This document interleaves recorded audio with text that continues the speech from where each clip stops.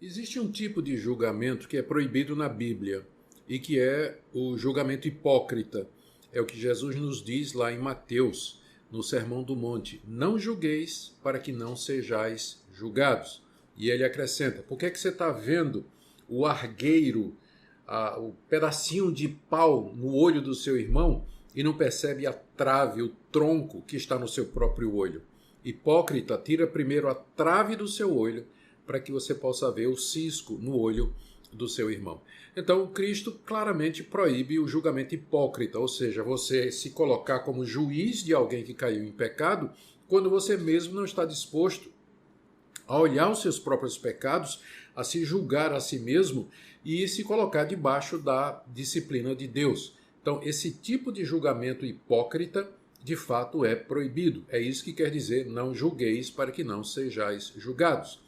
Entretanto, a Bíblia nos fala da necessidade de nós julgarmos as pessoas que caem em pecado.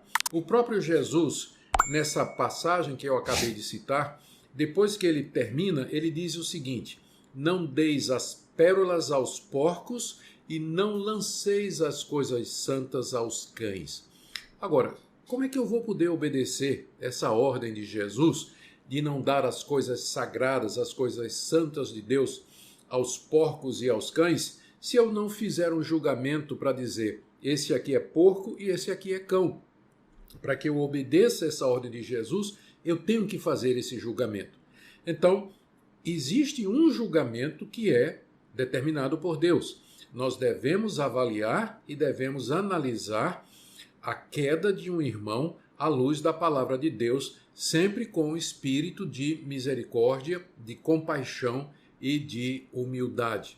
Quem tem capacidade para julgar um irmão que cai são as autoridades espirituais que Deus coloca na igreja.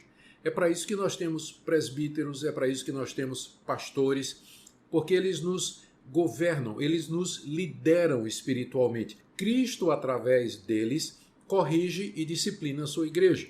Esse julgamento deve ser entregue às mãos daquelas pessoas que são, de maneira competente, colocadas na posição de líder espiritual. Agora, o que é que você deve fazer quando vê o seu irmão cair em pecado? Jesus nos diz isso em Mateus capítulo 18. Se você vir o seu irmão pecar, primeiro vá repreendê-lo entre ti e ele só. Se ele não te ouvir, leva mais 2 pessoas. Se não ouvir, diz à igreja. Se ele não vir à igreja, então ele deve ser considerado como gentil e publicano, quer dizer, deve ser colocado para fora da igreja. Ou seja, o que eu devo fazer quando o irmão cai em pecado não é ir para o Facebook falar do pecado do meu irmão, não é para falar do pecado do meu irmão com outras pessoas, mas eu tenho que falar com ele primeiramente, procurar mostrar que ele errou e levá-lo ao arrependimento. Se ele me escutar, o assunto morreu, não precisa fazer mais nada. Se ele não me escutar, eu levo mais 2 ou 3 irmãos para servirem de testemunha e mais uma vez procuro mostrar que ele errou, procuro levá-lo ao arrependimento. Se ele não escutar, então está na hora de dizer à igreja, aquelas pessoas que Deus colocou como autoridade espiritual na igreja para que elas tratem o problema da maneira correta.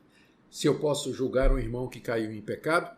Sim, diante dessas condições que foram colocadas aqui, sempre pedindo que Deus nos guarde para que nós também não caiamos nesses pecados que nós vemos outros irmãos tropeçarem.